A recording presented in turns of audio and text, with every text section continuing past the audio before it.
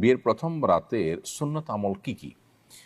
অনেক বর বউ বাসর ঘরে 2 রাকাত নামাজ আদায় করেন, এরকম নানা প্রচলন আছে। কোরআন সুন্নাহ মোতাবেক আমল কি? আমি শিগগিরই বিয়ে বিয়ে করতে যাচ্ছি, আমার জন্য কল্যাণে দোয়া করবেন। প্রশ্নকর্তা যে হন না কেন, আপনার জন্য আমরা দোয়া করি। আল্লাহ তাআলা আপনাকে দাম্পত্য জীবনের সুখ এবং প্রশান্তি দান করুন এবং আল্লাহর বাধ্যগত এবং অনুগত থেকে দাম্পত্য জীবনে উভয় মিলেমিশে চলার তৌফিক আল্লাহ তাআলা আপনাদেরকে দান করুন।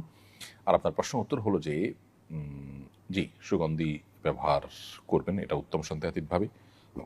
বিশেষ করে স্বামী স্ত্রীর প্রথম সাক্ষাতে একে অন্যের প্রতি ভালোবাসা এবং আকর্ষণ এটা যেন তৈরি হয়, সেই জন্য সুগন্ধি ব্যবহার করা ভালো।